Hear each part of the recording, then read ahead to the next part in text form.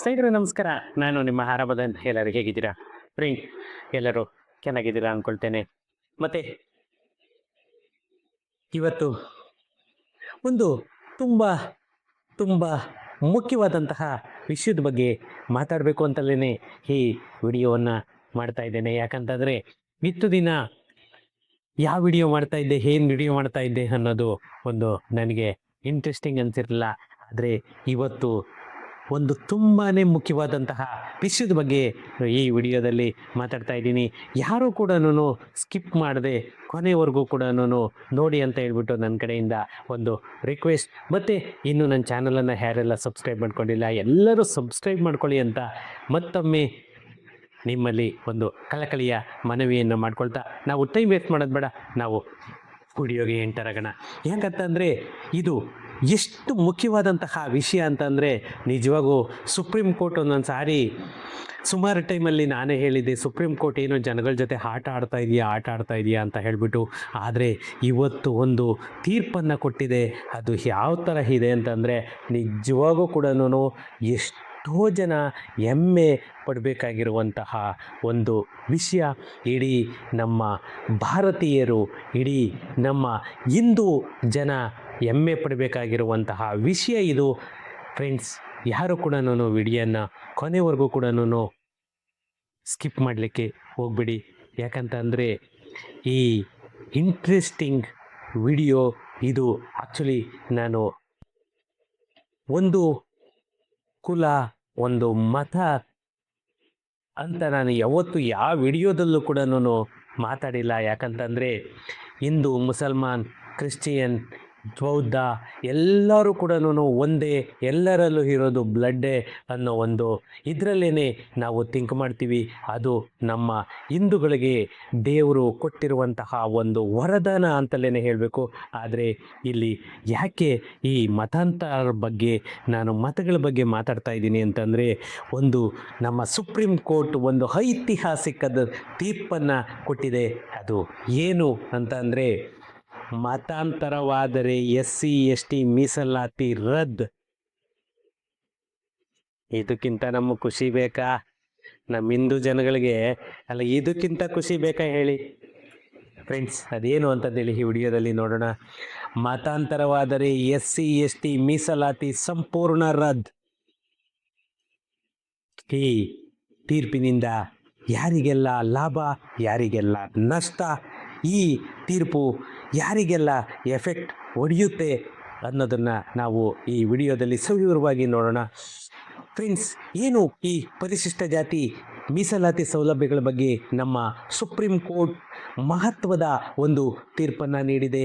ಹಿಂದೂ, ಸಿಖ್, ಬೌದ್ಧ ಎಲ್ಲ ಧರ್ಮವನ್ನು ಬಿಟ್ಟು ಬೇರೆ ಧರ್ಮಕ್ಕೆ ಮತಾಂತರವಾದರೆ SC/ST ಸ್ಥಾನಮಾನವನ್ನು ಮತ್ತು ಮೀಸಲಾತಿ ಸೌಲಭ್ಯಗಳನ್ನು ಸಂಪೂರ್ಣವಾಗಿ ಕಡಿತಗೊಳಿಸಲಾಗುತ್ತದೆ ಅಂತ ಹೇಳಿಬಿಟ್ಟು ನಮ್ಮ ಸುಪ್ರೀಂ ಕೋರ್ಟ್ ಒಂದು ಮಹತ್ವದ ತೀರ್ಪನ್ನು ನೀಡಿದೆ.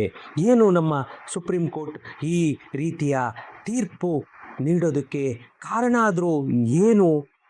ಮತಾಂತರಕ್ಕೂ ಮತ್ತು ಮೀಸಲಾತಿಗೂ ಇರುವಂತಹ ಸಂಬಂಧ ಏನು? ಇದರಿಂದ ಕರ್ನಾಟಕಕ್ಕೆ ಏನೆಲ್ಲ ಪ್ರಯೋಜನಗಳು ಆಗುತ್ತೆ, ಅಡ್ವಾಂಟೇಜ್ ಎಷ್ಟಿದೆ, ಡಿಸ್ಅಡ್ವಾಂಟೇಜ್ ಎಷ್ಟಿದೆ ಅನ್ನೋದನ್ನು ನೋಡೋಣ. ಯಾಕಂತ ಅಂದರೆ ನಮ್ಮ ಸುಪ್ರೀಂ ಕೋರ್ಟ್ ಒಂದೊಂದು ಸಾರಿ ಎಷ್ಟು ಸಂಪೂರ್ಣವಾಗಿ ಅರ್ಥ ಮಾಡಿಕೊಂಡು ಜನಗಳ ಪರವಾಗಿ ಯಾವ ರೀತಿ ಇದು ಮಾಡುತ್ತೆ ಅಂದರೆ, ನಿಜವಾಗೂ ಒಂಥರ ಖುಷಿ ಪಡಬೇಕಾಗಿರುವಂತಹ ವಿಷಯನೇ ಇದು. ನಿಜವಾಗೂ ಕೂಡ ಒಂದು ಹೆಮ್ಮೆ ಪಡಬೇಕು ನಮ್ಮ ಹಿಂದೂಗಳು. ಮತಾಂತರವಾದರೆ ಪರಿಶಿಷ್ಟ ಜಾತಿ ಮೀಸಲಾತಿ ಸಂಪೂರ್ಣ ರದ್ದು ಅಂತ ಹೇಳಿಬಿಟ್ಟು ನಮ್ಮ ಸುಪ್ರೀಂ ಕೋರ್ಟ್ ತೀರ್ಪನ್ನು ನೀಡಿದೆ. ಈ ತೀರ್ಪನ್ನು ನಮ್ಮ ಕರ್ನಾಟಕದ ಮೇಲೂ ಕೂಡ ಭಾರೀ ಪರಿಣಾಮವನ್ನು ಬೀರಲಿದೆ. ಸುಮಾರು 12,000ಕ್ಕೂ ಅಧಿಕ ದಲಿತ ಕ್ರಿಶ್ಚಿಯನ್ನರಿಗೆ ಮೀಸಲಾತಿ ಕೈ ತಪ್ಪಲಿದೆ. ನಮ್ಮ ಸುಪ್ರೀಂ ಕೋರ್ಟ್ ನ್ಯಾಯಮೂರ್ತಿಗಳಾದ PK ಮಿಶ್ರಾ ಹಾಗೂ NV ಹಂಜಾರಿಯಾ ಅವರಿದ್ದಂತಹ ಪೀಠವು ಈ ಹಿಸ್ಟರಾಜಿಕಲ್ ಐತಿಹಾಸಿಕ ತೀರ್ಪನ್ನು ನೀಡಿದೆ. ಹಿಂದೂ, ಸಿಖ್, ಅಥವಾ ಬೌದ್ಧ ಧರ್ಮವನ್ನು ಪಾಲಿಸುವ ವ್ಯಕ್ತಿಗಳಿಗೆ ಮಾತ್ರ ಪರಿಶಿಷ್ಟ ಜಾತಿ ಮತ್ತು ಸ್ಥಾನಮಾನವನ್ನು ಕ್ಲೈಮ್ ಮಾಡುವಂತಹ ಹಕ್ಕಿದೆ. ಒಂದು ವೇಳೆ ಬೇರೆ ಯಾವುದೇ ಧರ್ಮಕ್ಕೆ ಮತಾಂತರಗೊಂಡರೆ ಅವರು ತಕ್ಷಣವೇ ತಮ್ಮ SC ಸ್ಥಾನಮಾನವನ್ನು ಕಳೆದುಕೊಳ್ಳುತ್ತಾರೆ ಅಂತ ಹೇಳಿಬಿಟ್ಟು ನಮ್ಮ ಕೋರ್ಟು ಸ್ಪಷ್ಟವಾಗಿ ತಿಳಿಸಿದೆ. ಇದು ಕರ್ನಾಟಕಕ್ಕೆ ಯಾವ ರೀತಿ ಎಫೆಕ್ಟನ್ನು ಕೊಡುತ್ತೆ? ಫ್ರೆಂಡ್ಸ್, ಸುಪ್ರೀಂ ಕೋರ್ಟ್ನ 2015 ಶೈಕ್ಷಣಿಕ, ಸಾಮಾಜಿಕ, ಆರ್ಥಿಕ ಸಮೀಕ್ಷೆಯ ಪ್ರಕಾರ ನಮ್ಮ ಕರ್ನಾಟಕ ರಾಜ್ಯದಲ್ಲಿ ಸುಮಾರು 12,000ಕ್ಕೂ ಹೆಚ್ಚು ದಲಿತ ಕ್ರಿಶ್ಚಿಯನ್ನರಿದ್ದಾರೆ. ಈ ತೀರ್ಪಿನಿಂದಾಗಿ ಮತಾಂತರಗೊಂಡವರು SC ST ಕಾಯ್ದೆಯ ರಕ್ಷಣೆಯನ್ನು ಕಳೆದುಕೊಳ್ಳುತ್ತಾರೆ. ಇದು ಅವರ ಮೇಲಿನ ದೌರ್ಜನ್ಯ ಹೆಚ್ಚಾಗಲು ಕಾರಣವಾಗಬಹುದು ಅನ್ನೋ ಒಂದು ಆತಂಕ ಕೂಡ ಇದೆ. ಅವರು ಈಗ ಧರ್ಮವನ್ನು ಆಚರಿಸಿಕೊಳ್ಳಬೇಕು ಅಥವಾ ತಮ್ಮ ಸಂವಿಧಾನ ಹಕ್ಕನ್ನು ಆರಿಸಿಕೊಳ್ಳಬೇಕು ಎಂಬ ಧರ್ಮ ಸಂಕಟಕ್ಕೆ ಅವರು ನಿಜವಾಗೂ ಕೂಡ ಸಿಲುಕಿದ್ದಾರೆ. ಆದರೂ ಕೂಡ ಖುಷಿನೇ. ಇದು ಘರ್ ವಾಪಸಿ ಅಥವಾ ತಾವು ಮತಾಂತರಗೊಂಡಿರುವುದನ್ನು ಗೌಪ್ಯವಾಗಿಡೋದಕ್ಕೆ ಒಂದು ಪ್ರಚೋದನೆಯನ್ನು ಕೂಡ ಇದು ನೀಡಬಹುದು ಅಂತ ಹೇಳ್ತಾ ಇದ್ದಾರೆ. ಇನ್ನು ಆರ್ಥಿಕವಾಗಿ ನಾವು ನೋಡೋದಾದರೆ ಕರ್ನಾಟಕದಲ್ಲಿರುವಂತಹ 17% SC ಮೀಸಲಾತಿಯ ಲಾಭ ಇವರಿಗೆ ಸಿಗೋದಿಲ್ಲ. ಅವರು OBC ಅಥವಾ ಸಾಮಾನ್ಯ ವರ್ಗಕ್ಕೆ ಶಿಫ್ಟ್ ಆಗಲಿವೆ. ಉದ್ಯೋಗದಲ್ಲಿ ಬಡ್ತಿ, ಸೀನಿಯಾರಿಟಿ ಕೂಡ ಇವರಿಗೆ ಸಿಗೋದಿಲ್ಲ. ಇದ್ರ ಜೊತೆಗೆ ನಗರದ ಕೊಳಗೇರಿಯಲ್ಲಿ ವಾಸಿಸುವಂತಹ ಮತ್ತು ಸರ್ಕಾರಿ ಯೋಜನೆಗಳನ್ನೇ ನಂಬಿ ಬದುಕುತ್ತಿರುವಂತಹ ಬಡ ದಲಿತ ಕುಟುಂಬಗಳಿಗೆ ದೊಡ್ಡ ಹೊಡೆತವೇ ಬೀಳಬಹುದು ಅಂತ ಹೇಳಿಬಿಟ್ಟು ಆರ್ಥಿಕ ತಜ್ಞರು ಹೇಳ್ತಾ ಇದ್ದಾರೆ. ಒಂದು ಏನು ಗೊತ್ತಾ ಫ್ರೆಂಡ್ಸ್, ಈ ಯಾವ ರೀತಿ ಆರ್ಥಿಕವಾಗಿ ಕೂಡ ಇವ್ರ ಮೇಲೆ ಪರಿಣಾಮ ಬೀಳುತ್ತೆ ಅಂತಂದರೆ ಅದು ಇಮ್ಯಾಜಿನ್ ಮಾಡಲಿಕ್ಕೂ ಕೂಡ ಇದು ಆಗೋದಿಲ್ಲ. ಯಾಕಂತಂದರೆ ಇದರಿಂದ ಏನು ಇವರೆಲ್ಲ ಘರ್ ವಾಪಸಿ ಮಾಡುವ ನಿರೀಕ್ಷೆ ಅಂತೂ ಕೂಡ ತುಂಬ ಹೆಚ್ಚಾಗಿದೆ ಅಂತಲೇ ಹೇಳಬೇಕು. ಇನ್ನು ಈ ರಾಜಕೀಯ ಲೆಕ್ಕಾಚಾರಗಳು ಏನಾದರೂ ಬದಲಾಗುತ್ತಾ ಅಂತಂದರೆ ಖಂಡಿತ ಬದಲಾಗುತ್ತೆ. ಅದಕ್ಕೂ ಕೂಡ ರಾಜಕೀಯವಾಗಿ ನೋಡೋದಾದರೆ ಇದು BJPಯ ನಿಲುವಿಗೆ ಮತ್ತಷ್ಟು ಬಲ ತುಂಬಲಿದೆ. ಯಾಕಂತಂದರೆ BJPಯಲ್ಲಿ ಮ್ಯಾಕ್ಸಿಮಮ್ ಹಿಂದೂ ಅಂತಾರೆ. ಇದು ಕ್ರಿಶ್ಚಿಯನ್ SC ST ಅವರೆಲ್ಲರೂ ಮ್ಯಾಕ್ಸಿಮಮ್ ದಲಿತರು ಇರುವಂಥದ್ದು ಕಾಂಗ್ರೆಸ್ಸಿಗಂತೂ ಕೂಡ ನಿಜವಾಗೂ ತುಂಬಾ ಹೊಡೆತವು ಕೂಡ ಬೀಳಲಿದೆ. ಧರ್ಮಾಧಾರಿತ ಮೀಸಲಾತಿ ವಿರೋಧಿಸುವ ಮತ್ತು ಮತಾಂತರ ನಿಷೇಧ ಕಾಯ್ದೆಯನ್ನು ಬೆಂಬಲಿಸುವಂತಹ BJPಯ ವಾದಕ್ಕೆ ಈ ತೀರ್ಪು ಸಂಪೂರ್ಣವಾಗಿ ಪೂರಕವಾಗಲಿದೆ. ಆದರೆ ದಲಿತ ವೋಟ್ ಬ್ಯಾಂಕ್ ನೆಚ್ಚಿಕೊಂಡಿರುವಂತಹ ಆಡಳಿತಾರೂಢ ಕಾಂಗ್ರೆಸ್ ಪಕ್ಷಕ್ಕೆ ಇದು ದೊಡ್ಡ ತಲೆನೋವಾಗಿ ಪರಿಣಮಿಸಲಿದೆ. ಕರಾವಳಿ ಭಾಗದಲ್ಲಿ ಕ್ರಿಶ್ಚಿಯನ್ ಮತದಾರರನ್ನು ಕಳೆದುಕೊಳ್ಳುವ ಭೀತಿಯೂ ಕೂಡ ಕಾಂಗ್ರೆಸ್ಸಿಗೆ ಇದೆ. ಜೊತೆಗೆ ಹಿಂದೂ SC ಮತಗಳ ಕ್ರೋಢೀಕರಣದ ಲೆಕ್ಕಾಚಾರಗಳು ಕೂಡ ಆಲ್ರೆಡಿ ಶುರುವಾಗಿದೆ. ಮೀಸಲಾತಿ ಹೆಚ್ಚಿಸುವ ಸರ್ಕಾರದ ನಡೆಯ ಮೇಲೂ ಕೂಡ ಇದು ಪರಿಣಾಮವನ್ನು ಬೀರುತ್ತೆ. ಕರ್ನಾಟಕದಲ್ಲಿ ಏನು ಮೀಸಲಾತಿಯನ್ನು 50%ಕ್ಕಿಂತಲೂ ಹೆಚ್ಚಿಸಿರುವ 2022 ಕಾಯ್ದೆಯನ್ನು ಪ್ರಶ್ನಿಸಿ ಹೈಕೋರ್ಟ್ನಲ್ಲಿ ವಿಚಾರಣೆಯನ್ನು ಕೂಡ ನಡೆಸ್ತಾ ಇದ್ದಾರೆ. ಸುಪ್ರೀಂ ಕೋರ್ಟ್ನ ಈ ಹೊಸ ತೀರ್ಪು ಆ ಪ್ರಕರಣಗಳ ಮೇಲೂ ಕೂಡ ನೇರವಾಗಿ ಪರಿಣಾಮ ಬೀರದಿದ್ದರೂ ಕೂಡ ಜಾತಿ ಪ್ರಮಾಣ ಪತ್ರಗಳ ಪರಿಶೀಲನೆಯನ್ನು ಮತ್ತಷ್ಟು ಬಿಗಿಗೊಳಿಸಲು ಸರ್ಕಾರಿ ಇಲಾಖೆಗಳಿಗೆ ಭಾರೀ ಒಂದು ದಾರಿಯನ್ನೇ ಮಾಡಿ ಕೊಡಲಿದೆ. ಯಾರಾದರೂ ಮತಾಂತರಗೊಂಡಿದ್ದರೆ ಆ ಘಟನೆಯ ಅಥವಾ ಕ್ಲೈಮ್ ಮಾಡುವ ಸಮಯದಲ್ಲಿ ಅವರ ಧರ್ಮ ಯಾವುದಿತ್ತು ಎಂಬುದನ್ನು ಕೂಡ ಅಧಿಕಾರಿಗಳು ಕಡ್ಡಾಯವಾಗಿ ಪರಿಶೀಲಿಸಬೇಕಾಗುತ್ತದೆ. ಮತಾಂತರವಾದವರಿಗೆ ಮೀಸಲಾತಿ ಯಾಕೆ ಬೇಡ ಅನ್ನೋದು ಕೂಡ ಇಲ್ಲಿ ಪ್ರಶ್ನೆ ಉದ್ಭವವಾಗುತ್ತೆ. ಅಸ್ಪೃಶ್ಯತೆ ಮತ್ತು ಜಾತಿ ಶೋಷಣೆ ಎಂಬುದು ಹಿಂದೂ ಧರ್ಮದ ವ್ಯವಸ್ಥೆಗೆ ಅಂಟಿಕೊಂಡಿರುವಂತಹ ಒಂದು ಪಿಡುಗು ಅಂತಲೇ ಕೇಳಬೇಕು. ಆದರೆ ಕ್ರಿಶ್ಚಿಯನ್ ಅಥವಾ ಇಸ್ಲಾಂ ಧರ್ಮಕ್ಕೆ ಮತಾಂತರವಾದವರು ಈ ಜಾತಿ ಶೋಷಣೆಯಿಂದ ತಪ್ಪಿಸಿಕೊಳ್ಳಲು ಹೋಗಿರುತ್ತಾರೆ. ಖಂಡಿತ ಇದಂತೂ ವಾಸ್ತವ. ಈ ಧರ್ಮಗಳಲ್ಲಿ ಜಾತಿ ವ್ಯವಸ್ಥೆ ಇಲ್ಲ, ಅವು ವಿದೇಶಿ ಮೂಲದ ಧರ್ಮಗಳು. ಹೀಗಾಗಿ ಅಲ್ಲಿ ಅಸ್ಪೃಶ್ಯತೆ ಇದೆ ಅಂತ ಹೇಳಿಬಿಟ್ಟೇನೆ ಹೇಳ್ತಾ ಇದ್ದಾರೆ. ಇದಕ್ಕೆ ಯಾವುದೇ ದಾಖಲೆಗಳು ಕೂಡ ಇಲ್ಲ ಅಂತ ಕೂಡ ಹೇಳ್ತಾ ಇದ್ದಾರೆ. ಒಂದು ವೇಳೆ ಮತಾಂತರಗೊಂಡಿರುವವರಿಗೂ SC ಸ್ಥಾನಮಾನ ಏನು, SC ಸ್ಥಾನಮಾನ ಒಂದು ಮತಾಂತರವಾದವರಿಗೆ ಯಾವ ರೀತಿ SC ST ಅನ್ನೋ ಒಂದು ಭೀತಿ, ಇದೆಲ್ಲವನ್ನು ಕೂಡ ಕೈ ತಪ್ಪಿ ಹೋಗುತ್ತೆ ಅನ್ನೋ ಒಂದು ಭೀತಿ ಕೂಡ ಜನಗಳಲ್ಲಿ ಆವರಿಸಿದೆ.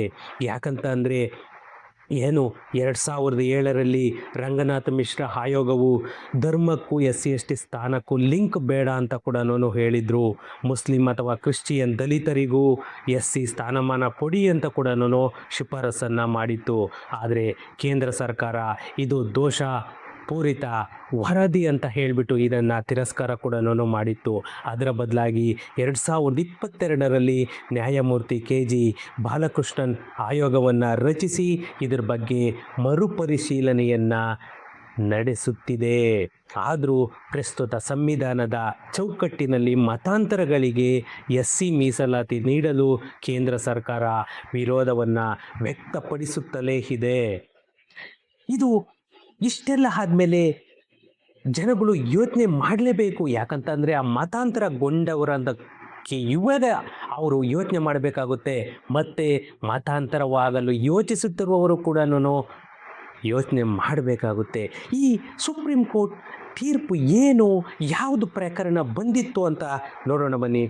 ಸುಪ್ರೀಂ ಕೋರ್ಟ್ನ ಈ ತೀರ್ಪು ಬಹಳ ಸ್ಪಷ್ಟವಾದ ಸಂದೇಶವನ್ನು ರವಾನಿಸಿದೆ. ಏನು, ಸಂವಿಧಾನದಲ್ಲಿರುವಂತಹ ಪರಿಶಿಷ್ಟ ಜಾತಿಯ ಮೀಸಲಾತಿ ಮತ್ತು ರಕ್ಷಣೆ ಕೇವಲ ಹಿಂದೂ, ಸಿಖ್ ಮತ್ತು ಬೌದ್ಧ ಧರ್ಮದವರಿಗೆ ಮಾತ್ರ ಸೀಮಿತ. ಒಂದು ಬಾರಿ ಬೇರೆ ಧರ್ಮಕ್ಕೆ ಮತಾಂತರವಾದರೆ ಆ ಎಲ್ಲ ಸೌಲಭ್ಯಗಳು ಕೂಡ ನಿಮ್ಮ ಕೈ ತಪ್ಪಿ ಹೋಗುತ್ತದೆ. ಕೇವಲ ಹಳೆ SC ಸರ್ಟಿಫಿಕೇಟ್ ಇಟ್ಟುಕೊಂಡು ಲಾಭ ಪಡೆಯೋದಕ್ಕೆ ಸಾಧ್ಯವಿಲ್ಲ. ಒಂದು ವೇಳೆ ಮರಳಿ ಮಾತೃ ಧರ್ಮಕ್ಕೆ ಬಂದು ಆ ಸಮುದಾಯದವರು ಒಪ್ಪಿಕೊಂಡರೆ ಮಾತ್ರ ಮತ್ತೆ ಸ್ಥಾನಮಾನ ಎಲ್ಲವೂ ಕೂಡ ಸಿಗಲಿದೆ. ಇದು ನಮ್ಮ ನ್ಯಾಯಾಲಯ ಪರೋಕ್ಷವಾಗಿ ಉಲ್ಲೇಖಿಸಿದೆ. ಈ ವಿಚಾರದಲ್ಲಿ 1950ರ ಸಂವಿಧಾನದ ಪರಿಶಿಷ್ಟ ಜಾತಿಯ ಆದೇಶವನ್ನು ಕೋರ್ಟ್ ಉಲ್ಲೇಖಿಸಿದೆ. ಆ ಆದೇಶದ ಪ್ಯಾರಾಗ್ರಾಫ್ 3ರ ಪ್ರಕಾರ ಹಿಂದೂ, ಸಿಖ್, ಬೌದ್ಧ ಧರ್ಮವನ್ನು ಹೊರತುಪಡಿಸಿ ಬೇರೆ ಧರ್ಮವನ್ನು ಪಾಲಿಸುವಂತಹ ಯಾವುದೇ ವ್ಯಕ್ತಿಯನ್ನು ಪರಿಶಿಷ್ಟ ಜಾತಿಯ ಸದಸ್ಯ ಎಂದು ಪರಿಗಣಿಸಲಾಗುವುದಿಲ್ಲ. ಈ ನಿರ್ಬಂಧವು ಸಂಪೂರ್ಣ ಆಗಿದೆ. ಅಂದರೆ ಹುಟ್ಟಿನಿಂದ SC ಆಗಿದ್ದರೂ ಸರಿ, ಮತಾಂತರಗೊಂಡ ಮರುಕ್ಷಣವೇ ಮೀಸಲಾತಿಯ ಮತ್ತೆ ಎಲ್ಲ ರಕ್ಷಣೆಗಳು ಕೂಡ ಬಂದಾಗುತ್ತವೆ. ಒಬ್ಬ ವ್ಯಕ್ತಿ ಏಕಕಾಲದಲ್ಲಿ ಬೇರೆ ಧರ್ಮವನ್ನು ಪಾಲಿಸುತ್ತಾ SC ಸ್ಥಾನಮಾನವನ್ನು ಅನುಭವಿಸಲು ಸಾಧ್ಯವಿಲ್ಲ ಅಂತ ಹೇಳ್ಬಿಟ್ಟು ಸುಪ್ರೀಂ ಕೋರ್ಟ್ ಖಡಕ್ಕಾಗಿ ಹೇಳಿಕೆಯನ್ನು ನೀಡಿದೆ. ಏನಿದು ಪಾಸ್ಟರ್ ಆನಂದ್ ಅವರ ಪ್ರಕರಣ? ಈ ಪ್ರಕರಣಕ್ಕೆ ಯಾಕೆ ತೀರ್ಪು ಕೊಡ್ತು ನಮ್ಮ ಸುಪ್ರೀಂ ಕೋರ್ಟ್? ನೋಡೋಣ ಬನ್ನಿ.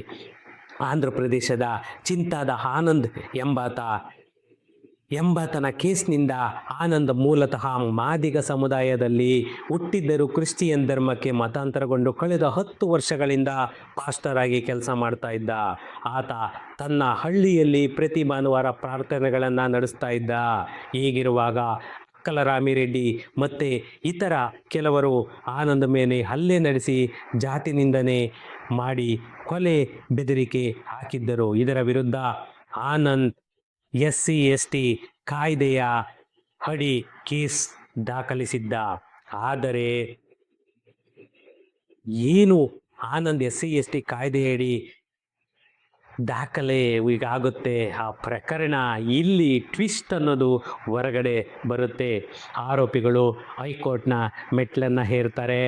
ಆನಂದ್ ಈಗ ಕ್ರಿಶ್ಚಿಯನ್ ಪಾಸ್ಟರ್, ಆತನಿಗೆ SC/ST ಕಾಯ್ದೆಯ ರಕ್ಷಣೆ ಅನ್ವಯಿಸುವುದಿಲ್ಲ ಅಂತ ಹೇಳಿಬಿಟ್ಟು ಅವರ ಲಾಯರು ವಾದವನ್ನು ಮಂಡಿಸ್ತಾರೆ. 2025 ಮೇ ತಿಂಗಳಲ್ಲಿ ಆಂಧ್ರ ಪ್ರದೇಶದ ಹೈಕೋರ್ಟ್ನ ನ್ಯಾಯಮೂರ್ತಿ N. ಹರಿನಾಥ್ ಅವರು ಆನಂದ್ ಮತಾಂತರಗೊಂಡಿರುವುದರಿಂದ ಆತನ SC ಸ್ಥಾನಮಾನ ರದ್ದಾಗಿದೆ ಅಂತ ಹೇಳಿಬಿಟ್ಟು FIR ಅನ್ನು ರದ್ದುಗೊಳಿಸ್ತಾರೆ. ಕೇವಲ ಹಳೆಯ SC/ST ಪ್ರಮಾಣ ಪತ್ರವನ್ನು ಕೈಯಲ್ಲಿದೆ ಎಂಬ ಕಾರಣಕ್ಕೆ ಮೀಸಲಾತಿ ಕ್ಲೈಮ್ ಮಾಡುವಂತಿಲ್ಲ, ಅಲ್ಲಿ ಜಾತಿ ಭೇದವಿಲ್ಲ ಅಂತ ಹೇಳಿಬಿಟ್ಟು ಧರ್ಮಕ್ಕೆ ಹೋದಂತಹ SC ಸ್ಥಾನಮಾನವನ್ನು ಶೂನ್ಯ ಅಂತ ಹೇಳಿಬಿಟ್ಟು ಹೈಕೋರ್ಟ್ ಹೇಳುತ್ತೆ. ಈ ತೀರ್ಪನ್ನು ಪ್ರಶ್ನಿಸಿ ಆನಂದ್ ಸುಪ್ರೀಂ ಕೋರ್ಟಿಗೆ ಹೋಗ್ತಾರೆ. ಅಲ್ಲಿ ಸುಪ್ರೀಂ ಕೋರ್ಟಿನಲ್ಲೂ ಕೂಡ ಆನಂದ್ ಅವರ ಕೇಸ್ ಸೋತು ಹೋಗ್ತಾರೆ. ಏನು ಈ ಮತಾಂತರಗೊಂಡಿರುವಂತಹ ಯಾವುದೇ ಒಬ್ಬ ವ್ಯಕ್ತಿ ಏಕಕಾಲದಲ್ಲಿ ಎರಡೂ ಕಡೆ ಸ್ಥಾನಮಾನವನ್ನು ಅನುಭವಿಸುವಂತಿಲ್ಲ ಅಂತ ಹೇಳಿಬಿಟ್ಟು ನಮ್ಮ ಸುಪ್ರೀಂ ಕೋರ್ಟ್ ಯಾವುದೇ ಒಬ್ಬ ವ್ಯಕ್ತಿ SC/STಯಿಂದ ಕ್ರಿಶ್ಚಿಯನ್ ಅಥವಾ ಬೇರೆ ಮತಾಂತರವಾದರೆ ಅವರ ಎಲ್ಲ ಮೀಸಲಾತಿ ಮತ್ತು ರಕ್ಷಣೆಗಳನ್ನು ರದ್ದುಗೊಳಿಸಿ ಅಂತ ಹೇಳ್ಬಿಟ್ಟು ನಮ್ಮ ಸುಪ್ರೀಂ ಕೋರ್ಟ್ ಆದೇಶವನ್ನು ಮಾಡಿದೆ. ಇದರಿಂದ ನಾವೆಲ್ಲ ತಿಳ್ಕೋಬೇಕಾಗಿರೋದು ಏನಂತ ಅಂದರೆ, ಯಾವುದೇ ಒಬ್ಬ ವ್ಯಕ್ತಿ ಇನ್ನು ಮುಂದೆ ಮತಾಂತರ ಆಗಬೇಕು ಅಂತ ಅಂದರೆ ನಮ್ಮ ಹಿಂದೂಯಿಸಮ್ ಇಸ್ ದ ಗ್ರೇಟ್ ಅಂತ ಹೇಳಿಬಿಟ್ಟು ಬೆನ್ನು ತಟ್ಕೊಂಡು ಹಿಂದೂ ಅಂತ ಹೇಳಿಬಿಟ್ಟು ಬರಬೇಕು. ಯಾವುದೇ ಒಬ್ಬ ವ್ಯಕ್ತಿ ಮತಾಂತರವಾಗಿರುವಂಥವರು, ಯಾಕಂದರೆ ಹಿಂದೂ ನಾಡಲ್ಲಿ ಹುಟ್ಟಿ ಹಿಂದೂ ದೇವರನ್ನು ಪೂಜಿಸಿ ಹಿಂದೂ ಗಾಳಿಯನ್ನು ಸವಿದು ಎಲ್ಲ ಇರುವಾಗ ಅವನು ಮತಾಂತರ ಬರೀ ಒಬ್ಬ ಆಸೆ ಪಡಿಸಿ ಒಬ್ಬ ಇದಕ್ಕೆ ಆಸೆ ಪಟ್ಟು, ಯಾಕಂದರೆ ಯಾರೂ ಕೂಡ ನಾನು ಹೇಳ್ತಾ ಇರೋದನ್ನ ನೀವು ಇವರು ಜಾತಿ ಭೇದ ಅಂತ ತೋರಿಸ್ತಾ ಇದ್ದಾರೆ ಅಂತ ಯಾರೂ ಕೂಡ ತಪ್ಪು ತಿಳ್ಕೊಬೇಡಿ. ಯಾಕಂದರೆ ನಾವು ಹಿಂದೂ ನಾಡಲ್ಲೇ ಹುಟ್ಟಿರೋದು, ಹಿಂದೂ ಹಾಗೇನೇ ನಾವು ಬೆಳೆದಿರೋದು, ಹಿಂದೂ ಹಾಗೆ ಹುಟ್ಟಿ ನಾವು ಬೇರೆ ಮತಗಳಿಗೆ ಮತಾಂತರವಾದರೆ ಅದು ನಮ್ಮ ತಾಯ್ನಾಡಿನಲ್ಲಿದ್ದು ಕೂಡ ನಾವು ದ್ರೋಹ ಬಗ್ದಂಗೆ. ಅದು ಇನ್ನೊಂದು ಇಲ್ಲಿ SC/ST ಇದೊಂದು ಬೆನಿಫಿಟ್ ತೊಗೊಳ್ಳೋದು, ಅಲ್ಲಿ ಇನ್ನೊಂದು ಮತಾಂತರಗೊಂಡು ಅಲ್ಲೂ ಕೂಡ ಬೆನಿಫಿಟ್ ತೊಗೊಳ್ಳೋದನ್ನು ಸುಪ್ರೀಂ ಕೋರ್ಟ್ ಒಪ್ಪದೆ ಅದನ್ನು ರದ್ದುಗೊಳಿಸಿದೆ. ಓಕೆ ಫ್ರೆಂಡ್ಸ್, ಇದು ಇವತ್ತಿನ ವಿಡಿಯೋದ ಮೇನ್ ಮ್ಯಾಟರ್. ಫ್ರೆಂಡ್ಸ್, ಇನ್ನೊಂದು ನನ್ನ ಸ್ಮಾಲ್ ರಿಕ್ವೆಸ್ಟ್ ಅಂತ ಅಂದರೆ, ನೀವು ಯಾರೆಲ್ಲ BBMP ಅಥವಾ ಪಂಚಾಯಿತಿಯಲ್ಲಿ ಈ ಖಾತಾ ಏನಾದರೂ ಮಾಡಿಸ್ಬೇಕು, ಈ ಸ್ವತ್ತು ಏನಾದರೂ ಮಾಡಿಸ್ಬೇಕು, ಅಥವಾ ರಿಯಲ್ ಎಸ್ಟೇಟಲ್ಲಿ ನಿಮ್ಗೆ ಏನಾದರೂ ಕೆಲಸ ಆಗಬೇಕು ಅಂತ ಅಂದರೆ ನನ್ನ ಕಾಂಟ್ಯಾಕ್ಟ್ ನಂಬರಿಗೆ ಕಾಲ್ ಮಾಡಿಕೊಂಡು ನಮ್ಮ ಆಫೀಸ್ಗೆ ವಿಸಿಟ್ ಮಾಡಿ ನಿಮಗೆ ನಮ್ಮ ಕಡೆಯಿಂದ ಎಲ್ಲ ರೀತಿಯ ರಿಯಲ್ ಎಸ್ಟೇಟ್ ಸರ್ವಿಸನ್ನು ಕೂಡ ನಾವು ಪ್ರೊವೈಡನ್ನು ಮಾಡ್ತಾಯಿದ್ದೀವಿ. ಓಕೆ ಫ್ರೆಂಡ್ಸ್, ಸಿಗೋಣ ನೆಕ್ಸ್ಟ್ ವಿಡಿಯೋದಲ್ಲಿ. Thank you.